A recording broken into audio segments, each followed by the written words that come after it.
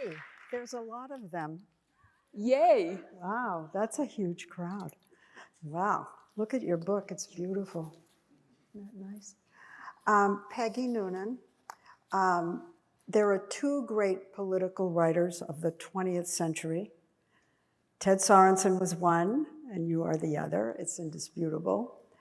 You, as we have heard, this is your 11th book.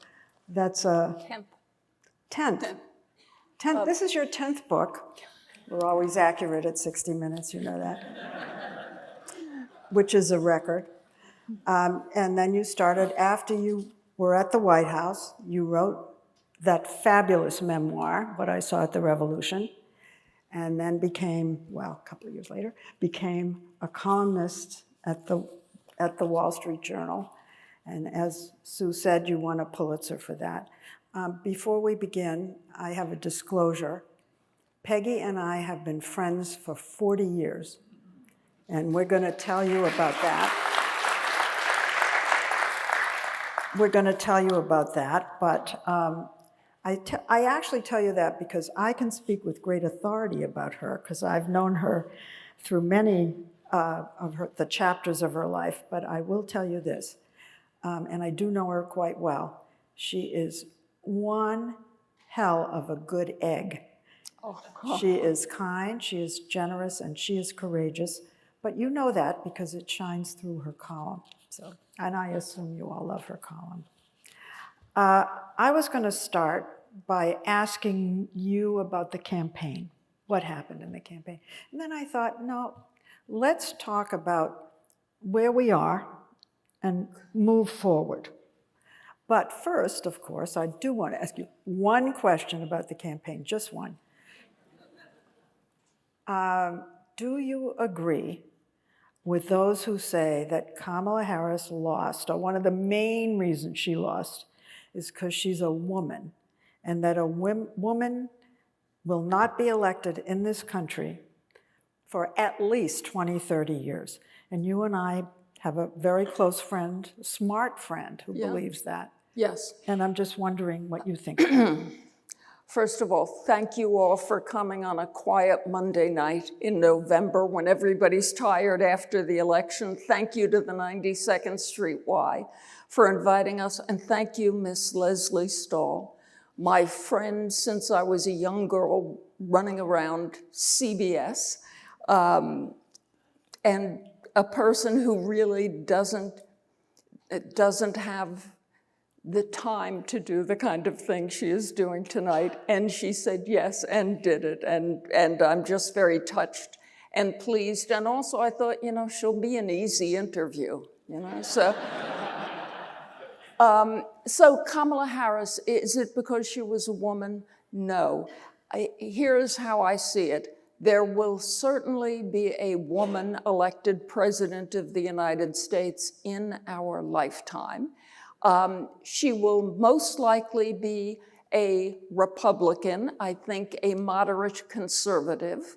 I think Kamala Harris lost it fair and square for a number of reasons that are so obvious, the issue ones, and also because Mr. Biden did not step away soon enough. Her elevation seemed too wired to take his place. They should have put in some kind of immediate jerry-rigged national primary, big, sloppy, full of drama, just like the old Democratic Party. It would have swept the country with how interesting it was. Somebody would have emerged. If it were her, she would have had an air of the people, my party voted for me and I'm going forward. As a candidate, she had strengths and minuses, but the bad minus was that she either never or rarely seemed like she was giving it to you straight when she was asked a question about policy. It just didn't seem like she was trying to fill you in. It seemed like she was trying to not fill you in. So I think those are the reasons it didn't work. Well, she was asked a lot of questions she should have had easy answers for, but you can't forget that she won half the vote in this country and came squeaky close That's in so many states. You know what strikes me? How lucky Trump is. How lucky. No, really. He pulls out of every jam he gets himself into. Boy. Every corner he gets out of it, time and time and time again. I don't know how to explain that. He just Mantle ran the of heaven. table. He just ran the tables. I mean, he carried, if not won 50% of, he carried the popular vote. He won the election. He got the Congress. And today, the Department of Justice dropped its charges against him stemming from January 6th. This just happened before I left. So this is a running of the tables and a run of fortune that we haven't seen in some time. But I think you're so right to say, in one way, this is a huge, extraordinary, historic win for Donald Trump. Looked at another way, wow, he was up against a candidate who was not so strong and a party that was on the back of its heels, and it came out pretty much 50-50. We are still a 50-50 country. Trump can claim a mandate, but not a huge one. Correct, right. Of course, I hear a lot. I want to tell you, I live on the Upper West Side, so it's natural I would hear this, but I hear a lot of panic. I hear people running around saying, where should I move to? Democrats and moderate Republicans are walking around with a clenched stomach and beads on their forehead. And I'm wondering about you. Are you worried for the country? Well, I'm always worried for the country. I am not in mourning. I sort of did my mourning between 2005 and 2010 when I could see that the Republican establishment were blowing up the Republican Party. They were shattering it with 2 long unwon wars, a southern border that they could not control, a 2008 financial crisis that one of the things you trust Republicans for is they care about Wall Street and they care about the economy, and they have their eye on things and they're kind of sophisticated and they believe in stability. Well, they missed 2008, a real economic crash that to this day, Lesley, I think is an underlying reverberation of everything in our politics, and we forget to talk about it. Talk about the unwon wars, we talk about immigration, illegal immigration, but we don't mention that. And on top of that, well, that was enough to kind of break the party, to shatter it to bits, and from that shattering came an opening for a guy from this town who'd been thinking about running for president for 20 or 40 years and thought, this is my moment, and came in and carried it. And I think Republican voters in 2016 and again in 2024 were rebuking the establishment of their own party and saying, you failed, you're over, that's it. And they succeeded, didn't they? Say it again. They succeeded in shattering the old Republican Party. Oh God, it's over. It's a whole different thing. Can I share with you a theory? My theory is that more than half the American people just don't like the 21st century so far. And you can see it in our politics for the reasons that I mentioned, the wars and the border and 2008, and a pandemic comes and the government seems not entirely impressive in its way of dealing with it. And they're looking around and they're thinking, 20th century, American century, hot, fabulous. 21st century, I don't like this. So we're gonna take some unusual decisions to try to turn it around. I'm gonna tell you an amazing theory I heard in 1986. I think Reagan was still president, and I was in the Soviet Union. Gorbachev had just come in, and one of his right-hand men, Georgy Arbatov, said to a group of us, you know, you people in America are going to have an identity crisis, and it's going to be shattering for your country. For all these years, You have defined yourselves against us. We're the evil empire, and therefore you are the good guys. You have the white hat on, and you define yourselves against us. But now we're over. We have given up communism. We have perestroika or whatever they had back then.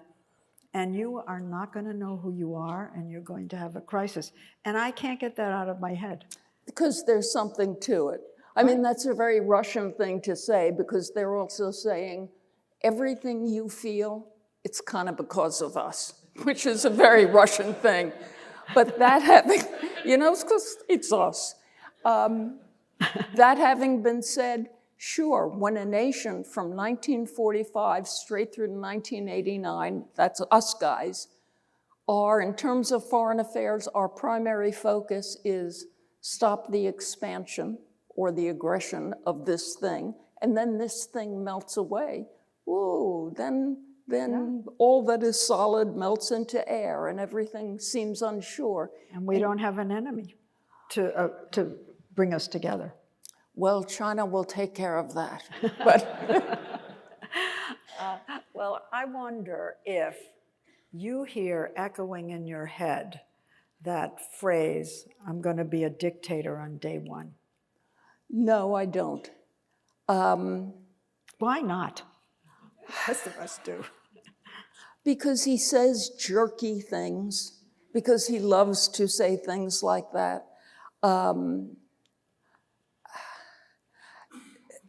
First of all, we were talking earlier, and I said, I am not feeling despair, because I don't want to get in too early on despair. We can feel despair in 6 months. Why not just feel a little hopeful now? So that's kind of one thing I feel. Another thing I feel is that I feel like I am seeing a certain spirit. It's called disruption, and I don't think that's a good word or a good concept or a good way to go forward, but a certain spirit among some Trump folk that they can make some progress with regard to the administrative state and how the government is set up and how the government runs. That seems to me very hopeful. I realize, in a funny way, you think it might work because it's headed up by a man who seems both a genius and half mad, and maybe a half mad genius is the way to go. And then again, you think he'll misstep, he doesn't even understand the government, but nothing bad will happen. And then you think, but some good things will come of it. So that's part of how I'm seeing things now, a certain dynamism that may not be fully bad. I had another point to make, and it just left my mind, and I cannot remember. I'm going to put you on a new track. Thank so you. we won't have to worry about that. But anyway, I don't want to do premature despair. Oh, sorry, I know what my second point is. It's just that we haven't been seeing much of Mr. Trump, and I'm enjoying that. It's just... But he may not be on television every minute, but he's certainly taking up every minute of our minds, no question. Do you think that he will try to deport millions of people? Or second choice, that's door one, door two, will he round up a couple of criminals and then say that they were millions, the way he exaggerates his crowd, and say, okay, I did it, and we're done with it? Door two. But the fact that Donald Trump has shown up and will be sworn in as president is actually going to significantly slow illegal immigration on the southern border, as it did the last time. Mm-hmm. The immigrants who come over illegally are not stupid people. They're highly informed. They have cell phones. They're smart. They keep track of moods and presidencies and policies.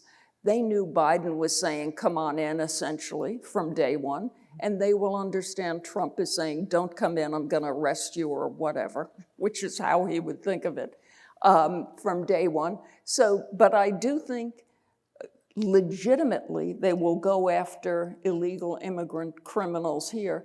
By the way, I don't know how that works or how they find them. Do they go to the public square in a Texas town and say, if you're an illegal immigrant criminal, come out.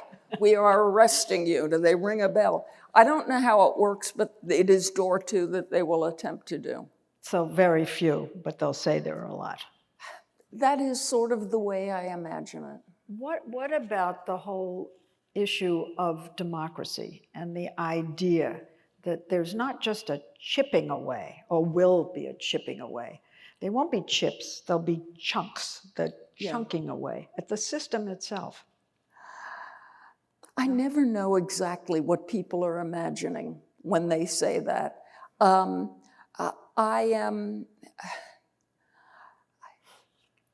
We just had an election. Big turnout, not historic, but really big. We really fought it out for about 18 months. There was an election and there was an outcome and nobody doubted it. And you might say, well, nobody doubted it because Donald Trump didn't lose and didn't get to do the thing he does. I will grant you that, but I will also say young people aged 10 and 15 and 20 got to see an American election outcome and result accepted by the American people and both parties immediately. That's good because life in part is habit. So we've returned to the habit of the old days, at least for now.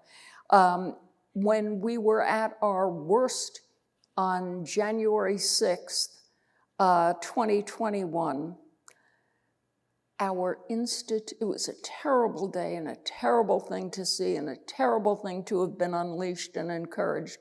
But our institutions, frail and rickety old things that they are, did hold and have hold. It was over in a few hours. The press holds, the free press holds, the judiciary holds, the rule of law holds. Those are the thoughts I bring into the future. But they're fraying. Almost everything you said is fraying. The press Fraying, for sure, you're saying. fraying. Yeah, totally. And has been And as I said, for 20 years. Well, the press for 20 Nothing's going to stop you from being the free press. Well, you really are a sunny person, aren't you? Sunny.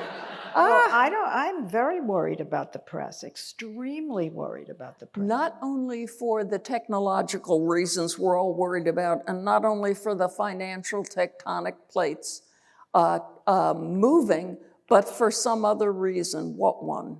Well, for example, I once asked Donald Trump, why do you keep pounding on the press? This was right after he won in 2016. You know, it's kind of boring. You say the same thing over and over, and you won. You know, it's time to drop it. Why do you do it? And he said, I do it and I repeat it because the more I do that, the less people are going to believe you when you say negative things about me and whatever else. Totally. And it's happened. If you watch the opinion of us, how many people trust the press anymore? I mean, we're way down there with the lawyers. Yeah. This is really rough, as you know. You're way down there with Congress. Exactly. Yeah. I mean, we're way down there with Congress, but we're way down there. And I despair. Seriously, I worry greatly. And I think there are other institutions that have been suffering. And you're right not to blame Donald Trump 100%, obviously. Started many years before. But we're at a point where if the President of the United States is going to say legacy media is dead. Well, I guess Musk said that. Legacy media is dead. And he wants it dead. He wants other media. But it is kind of, sort of hobbling right now. And I don't know how it recovers. I'm very dark about it. You're very dark about it. I am. I just, well, this is, we're talking about something so essential that you don't want to say, well, we'll see, or maybe the world will end, we'll see. But if America lost freedom of the press, it would be, and freedom of speech, it would be the beginning of losing everything. Right. I totally agree. You know, what you just said about how, well, let's see how it turns out. We can never predict anything. And here we are despairing. I remember Watergate. I can't see you all. Do you all remember Watergate? You kind of my Sure they age. do. Are you my age as opposed to this kid in the front row? And I was there at the time. So many people, at least in Washington, really thought that there was going to be a military coup, that Nixon was going to stage a military coup. Nobody thought that he would resign, not a single human being. So as you're right, things happen, and I thought he'd resign, and I thought he'd leave, and I thought Gerald Ford would be president, and I hoped he'd be reelected then you're the in only person 1976. in the whole country who thought that. Gee, I don't know. I do. You know, institutions have a way of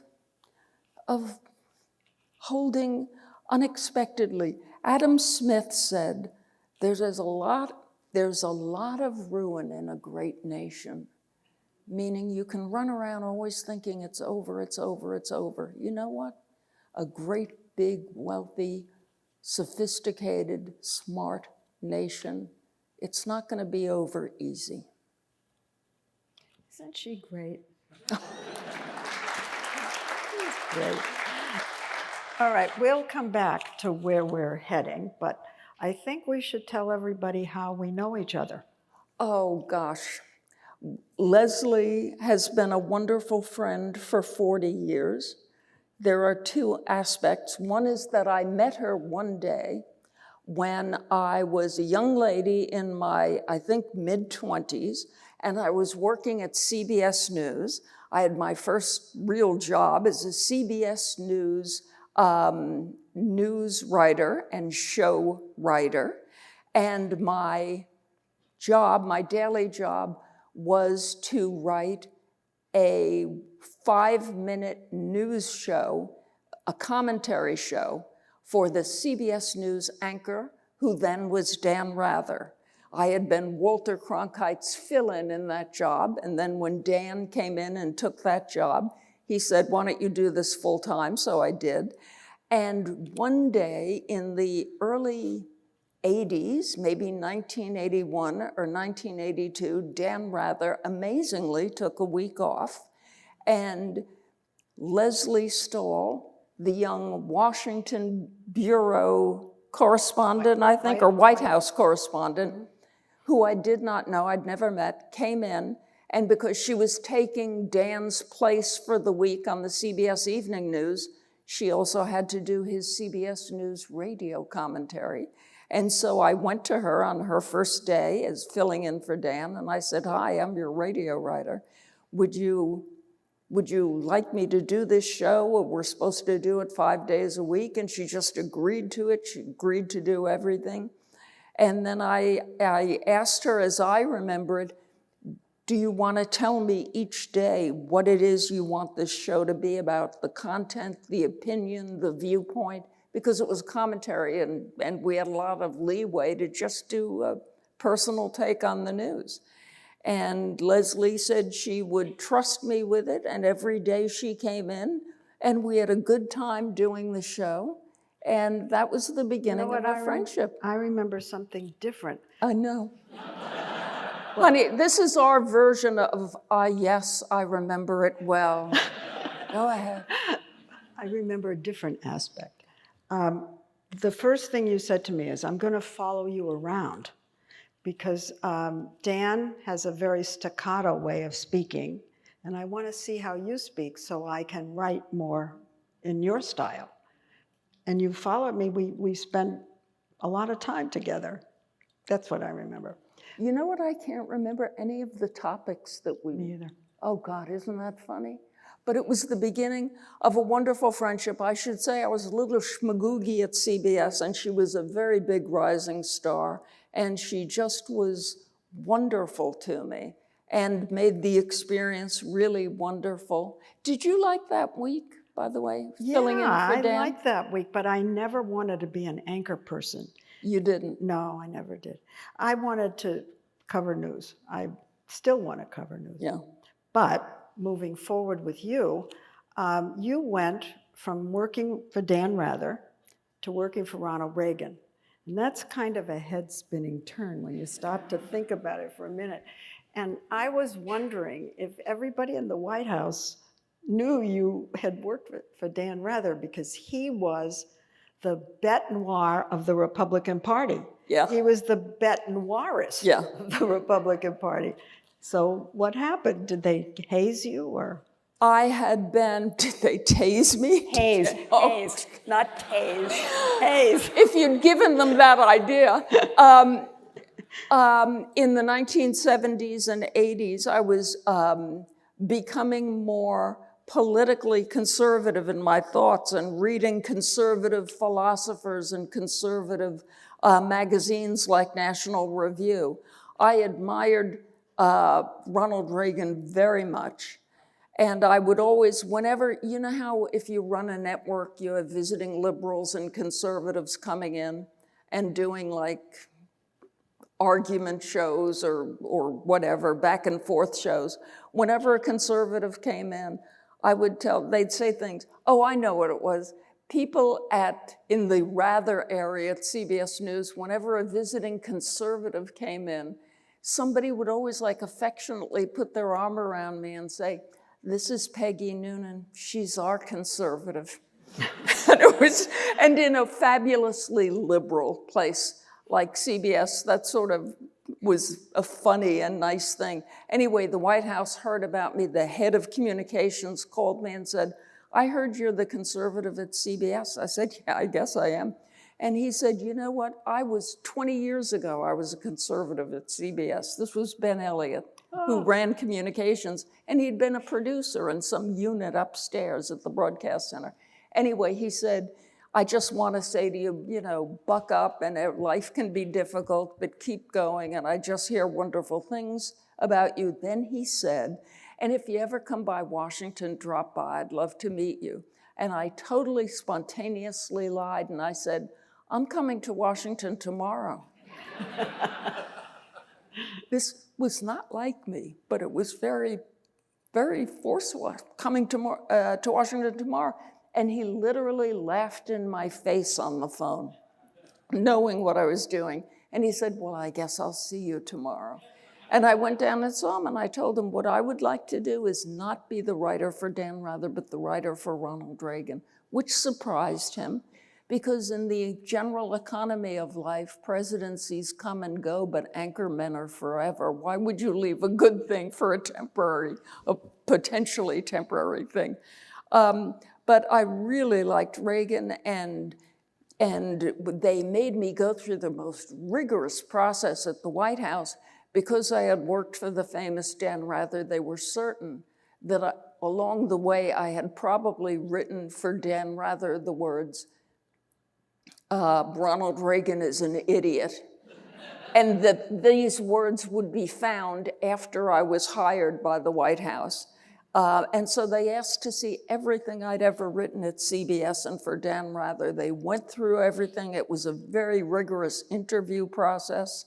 And the man who finally said hire her was our mutual friend, Dick Darman, who was, did you know that was Dick? I did not. Who was the president's staff secretary, who made everything happen, so much happen in the Reagan White House. And I think the first thing he said was, don't tell anybody she worked for Rather. But it got out anyway. And I took to hiding in my office so that no one could bump into me and say, are you the one who worked for Dan Rather? And I really thought I'd be in trouble. Why was it so terrible that I worked for Dan? Because they were imagining things like maybe I was a CBS News spy. Maybe I was getting... I thought, no.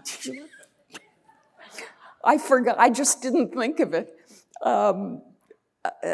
So anyway, they were a little paranoid, and what the heck. And it all worked out. Well, in those years, early years when you first came down, you would come over and visit me a couple of times in the CBS booth. I remember, yeah. And one particular time, do you remember this one? You said, look at what I'm wearing. Do you think what I'm wearing is too schlumpy? word came out of her mouth, schlumpy. Do you remember this? No. And you said, I said, why are you asking that? And you said, because Nancy Reagan's been looking at me funny. Oh, God. Now you remember. She was a chic, Nancy Reagan was a chic and lovely and dignified lady who always dressed in a manner appropriate to the occasion. And I was in like hiking boots and a wrinkled linen skirt and a purple sweater. I remember that was one of the outfits that I thought was nice. Anyway, sometimes I just got the impression I made a bad impression. And sometimes when I would see Nancy Reagan and her entourage coming, sometimes I would hide behind a pillar just so that I didn't have to be noticed too closely. And yet, you became a very good friend of hers. Oh, I loved her very much. I was a little bit hard on her in my first book, just in a sort of glancing way. But she and I made friends at some point in the 1990s. She took me to dinner with a mutual friend, and we just let our hair down, and she told me about her years in Hollywood. And she told me about the guys she liked and the good guys and the bad guys and who she dated.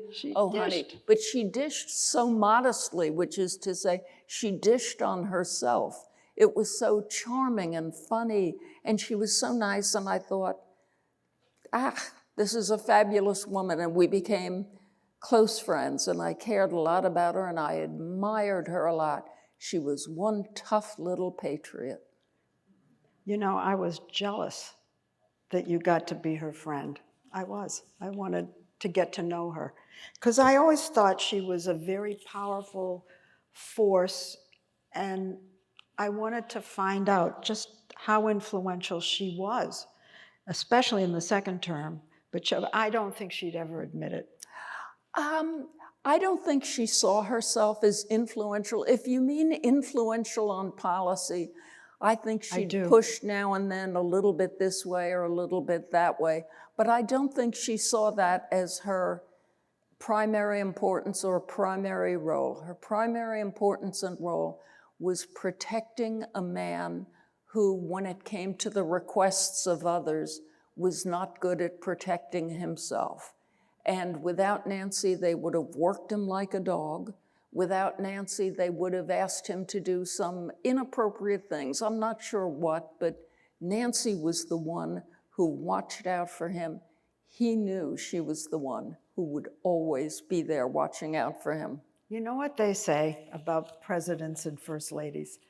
They say that eventually the president comes not to trust anybody except their wife, because somebody's going to write a book, somebody's going to repeat something, somebody's going to say something, write something, give history, some negative thing, but his wife.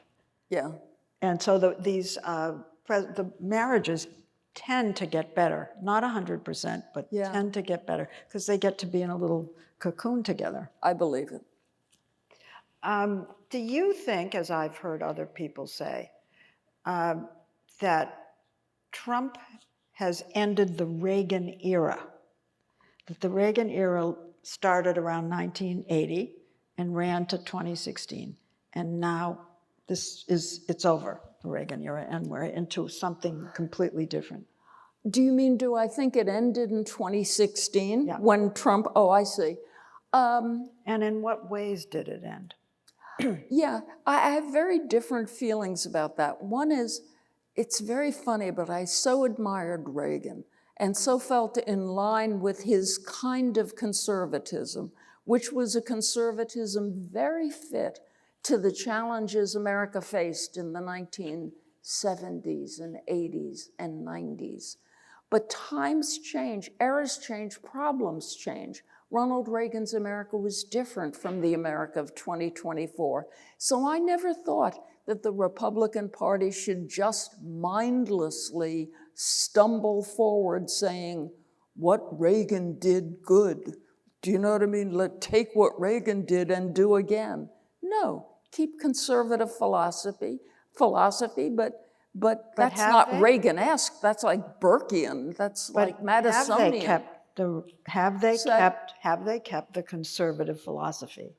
Um, Some people say no. I mean, it's a completely different way of looking at government. Yeah, I think what I was saying was I didn't think it was the end of Reaganism in 2016 because I thought it had ended before then. It never occurred to me that it had lasted that longer. The Reagan era was when Reagan was president and Bush was somewhat Reagan-esque. Bush won, but also different. And then the Clinton era and whatever. But I think that Reagan would have been so surprised. I mean, I never speak for him or do what would Reagan say or do or think, but I can't help but assume he would have been surprised by the 21st century and the great blunders of the party that he belonged to. Can I say also, I think Reagan felt about the Republican Party the way I felt, which was Reagan felt he was a political and philosophical conservative, and he was very secure in that. And if you are that, then there's the Republican Party and the Democratic Party. You will go to the Republican Party because it is the car that allows conservatives to drive. But I don't think his great loyalty was to the Republican Party. The Republican Party was just the vehicle of conservatism. That's how I felt. I never felt, I wasn't even a Republican when I went to work for Ronald Reagan. I had to register in New York.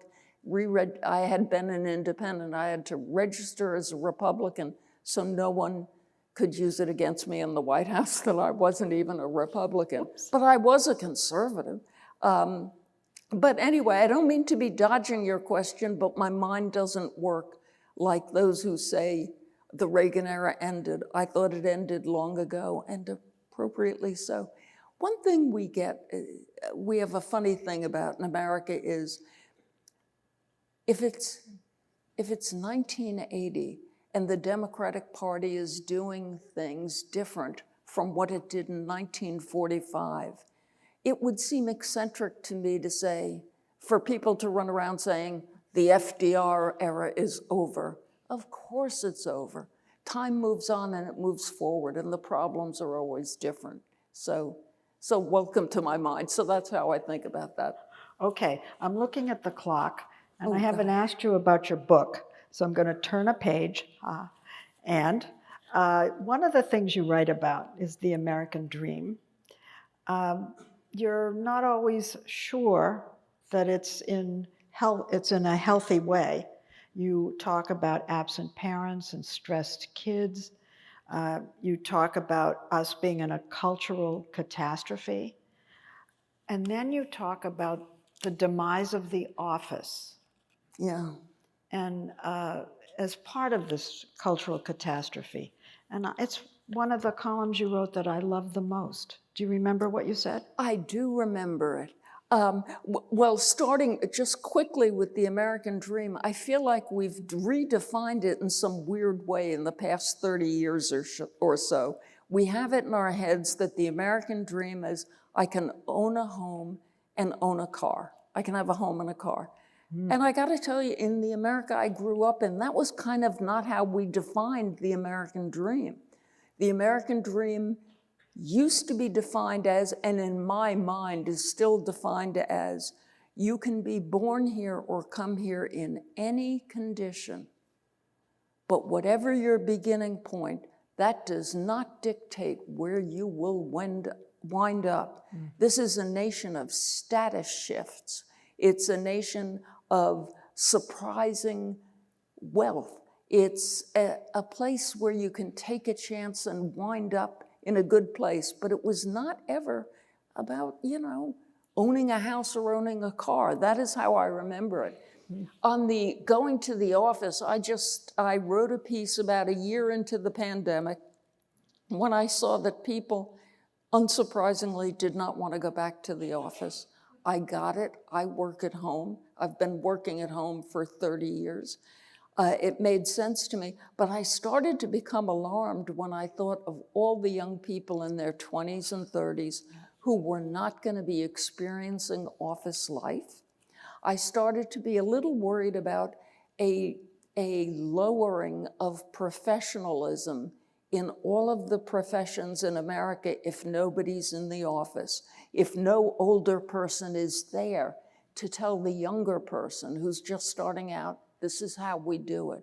Or I had that problem once, this is how I solved it. It would be the end of mentoring if you're at the end of the office. It would be the end of office romances, which would be tragic. It would be the end of, it would be the end of office friendships like our friendship, which never would have started out if we'd both been doing this by Zoom. It just wouldn't have been the same. So I've become quite a cheerleader for back to the office. Here's what you said. You said America happened in the office each day. America happened. Absolutely. America happens in the office. You can think of the greatest comedies and dramas that you know of. So many of them are about the office or set in the office, including the great classic comedy, The Office. Those things, Hollywood is not stupid. They place things in the office because America's happening 9 to 5 in the office or whatever the hours are. It is also, America invented office culture and corporate culture, and we were the envy of the world for this. Also, being in the office, it teaches people who are not so socially able or socially sophisticated or brought up with social rules. It teaches them how to do it. It socializes them. Man, the office has so many purposes, and I just think we got to go back. Here, here. I love that. I totally love that.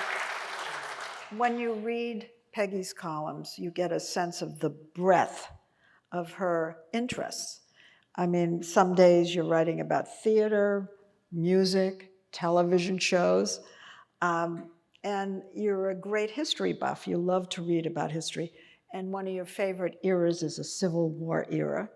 You wrote a great column on Ulysses S. Grant, in which I learned that is this true? You wrote it. Yeah. That he was arrested when he was president of the United States? He absolutely was. Does anybody else know that?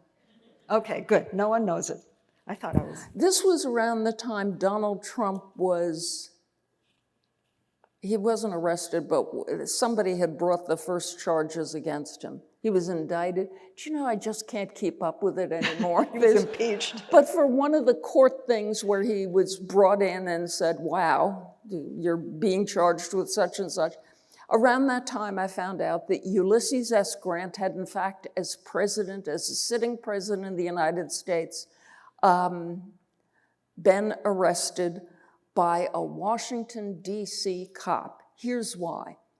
The swells of Washington, D.C. in the White House era, when U.S. Grant was president, shortly after the Civil War, the swells had taken to racing their horses up and down Pennsylvania Avenue and 14th Street and 17th Street, just going up and down the streets, informally racing their horses. Money was probably being exchanged, and their horses and their carriages. Yeah. Okay, so the cops in Washington decided, this is not good, it's unsafe, we've got to move against these swells. So police headquarters sent out the word, watch out for these guys racing their horses. And one day there's a Washington, D.C. cop and a bunch of Surreys come by. And the horses are racing, it's going so quick. And the D.C. cop stops the horses and looks and sees it's being driven by Ulysses S. Grant, who's the president of the United States. And the cop warns him and he says, you can't do this, very dangerous for children, pedestrians, can't do it. President Grant was just honestly humbled. And he said, I'm terribly sorry. I will not do it again. I'm going to watch it here. And you're very kind to warn me and let me go. The very next day, a bunch of carriages come down the street, and the front is Ulysses S. Grant going like this with his horses. The cop stopped him. The cop said, "I'm sorry, Mr. President, but I have given you a warning. You are racing again. I'm going to have to bring you in." Now, the cop, the policeman who had stopped Grant twice, was a black man who was a street patrolman, not as he would become an admired detective. Ulysses S. Grant looked at him again and said, "You got me. I'm awful sorry. I'm having a good time out here." He said to the cop, "Come on up into the seat here. We'll go together to headquarters."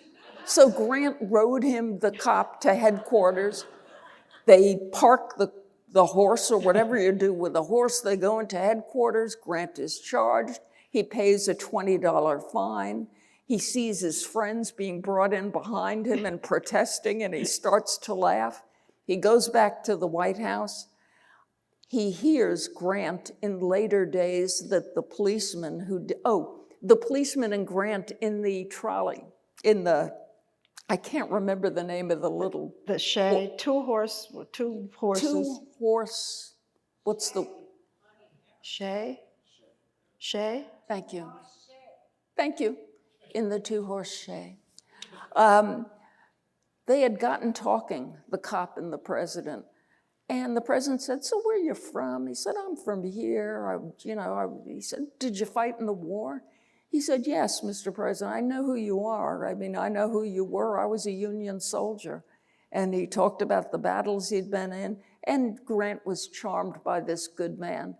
And the cop said to him, when they were together in the carriage, the cop said, "I'm just sorry to have to do this." And Grant said, "You were a soldier. Never be sorry for doing your duty." So it all ended very well. A few days later, President Grant hears that the cop is under a little pressure and being criticized by a superior for having had the poor judgment and temerity to arrest a president. So Grant wrote a letter to the Washington PD and to the head of it, saying, "That man did everything right, and he certainly treated me well. I have no complaints at all, and please don't take anything against him."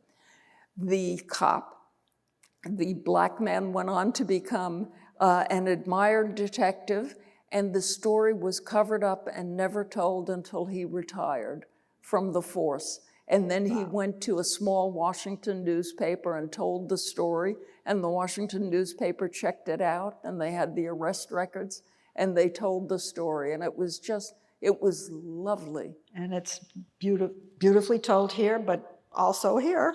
Susan asked us to point out, this is on sale. We'll do that a couple of times. Another column that I also really enjoyed was one about Richard Nixon not contesting the 1960 election, which he thought was stolen from him. Yeah. Remember what you wrote? He was totally convinced the 1960 election had been stolen. The 1960 election came down to 100,000 votes.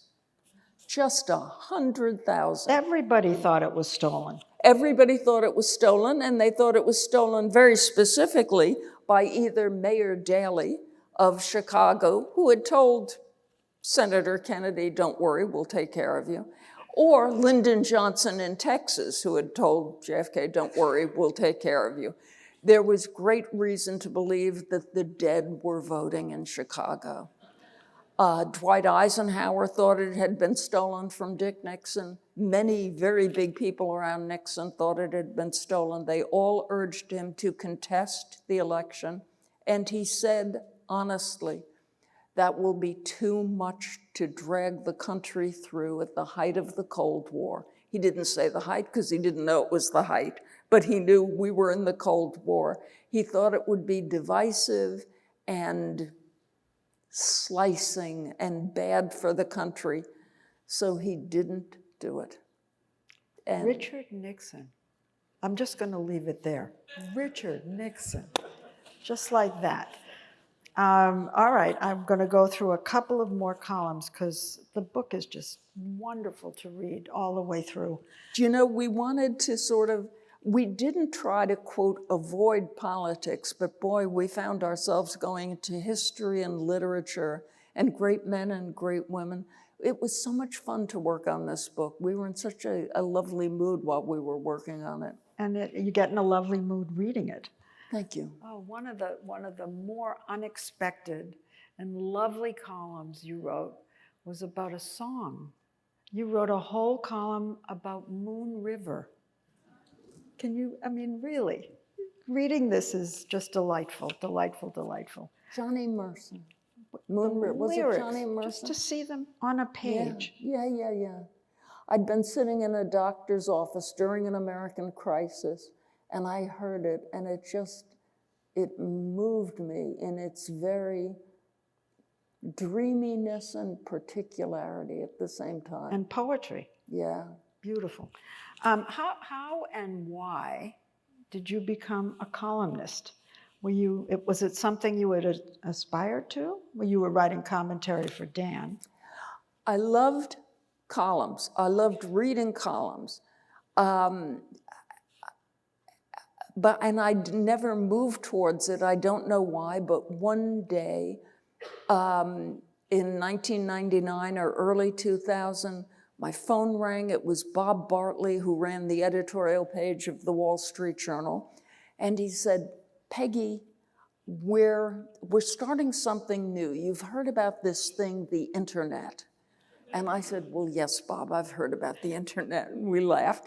And he said, well, we're going to put up an editorial page on the internet. And it's going to be the Wall Street Journal internet editorial page. And we would like you to be our first columnist. Would you like that? He just did that. I could tell it was a thought that occurred to him, and so he called me. And I had not been expecting it. I didn't know what they were doing. And I just casually said, of course I'll do that. And he said, we will offer you X dollars a month. And I said, could you add $1,000 to that amount so that I can tell my friends we were engaged in a fierce negotiation and I won? And he laughed and he said, well, yes, I can. And we just agreed. And then a few months later, in July of 2000, I wrote my first column, and it was so exciting because I had no idea what I was doing, and it was way too long. It was all about the Republican convention that year. I was just there and just bumped into people and talked to them. What was so exciting and strange was that it really was the early days of internet journalism. It was the early days of blogs. It was journalism getting its sea legs on the internet. And what I could not get over was that I could file a column and get it edited by, say, 10 p.m. on Wednesday night. And the minute it was up, literally 1 or 2 minutes later, somebody would comment on it, like in real time. And it was so exciting. It was such a surprise. And in time, actually, after 9/11, that column comment section thing became an actual community of recovery from 9/11 and walking through it and thinking through it. But it was so exciting in those days. Now I think comment sections are a little unusual and full of bots and made up people and anonymous stuff. But in those early days, it was people who would sign their name Bill Riley, and it really was Bill Riley. And they would tell you what they think. And it was so moving to me and exciting. I just remember thinking, But you wow. got off the internet and went into the paper. Well, I always stayed on the internet, but then they put me in the newspaper in 2006. And are you still on the, well, Oh, sure, still online. Oh, it's all still But you online. write for the paper. I go up online, the column on Thursday evening, and it's in the Saturday and Sunday paper.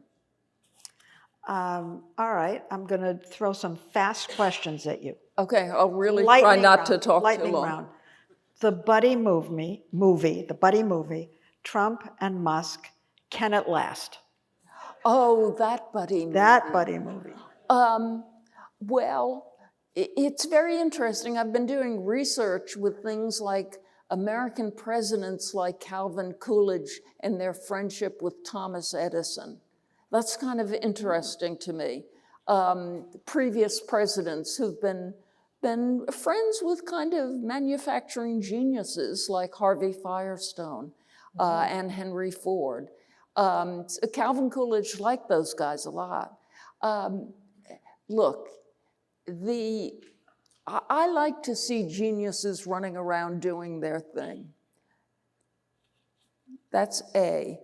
B, these are two very exotic plants, right? Donald Trump and Elon Musk, and like they need different oxygen and different watering rules, and they're just really exotic and delicate and wow.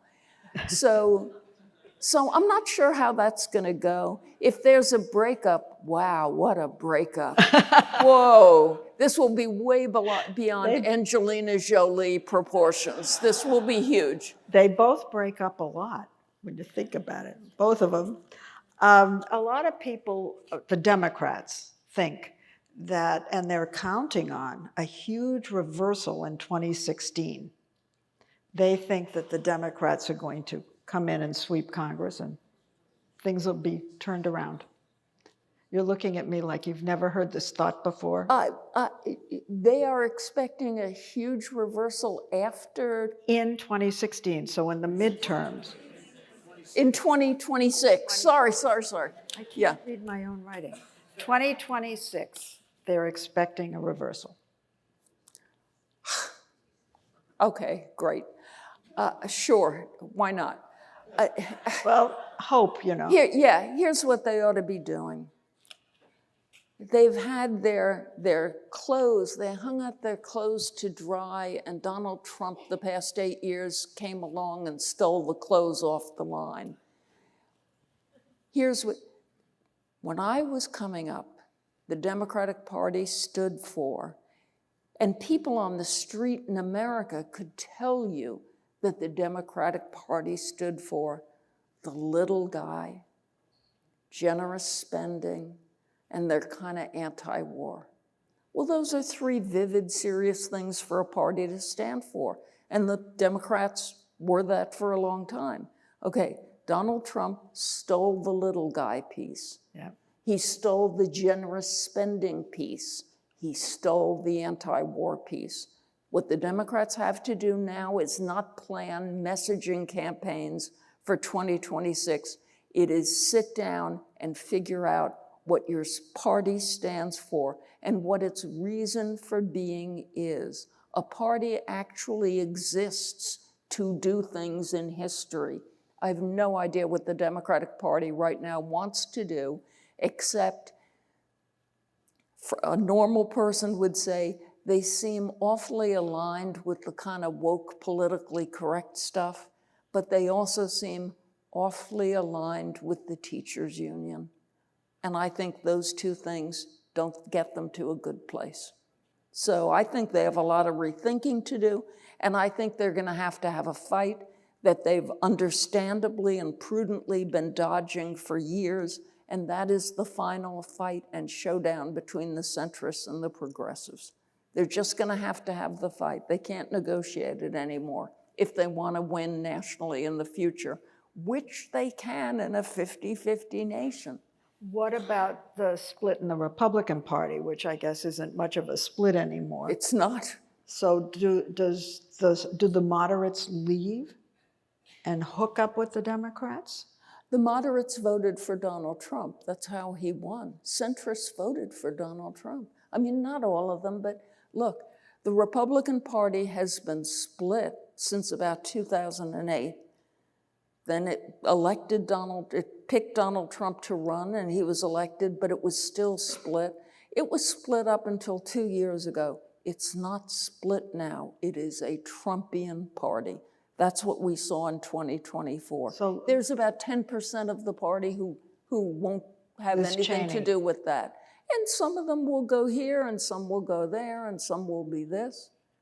But it is the Democrats now who are in the shape of the Republicans in 2008 and 16. Isn't that funny? It's funny how it goes back and forth. Quickly. We have some questions from the audience and people listening online. And I just want to say that I hate when their questions are better than mine, and I don't appreciate it one bit. I'm just telling you that up front.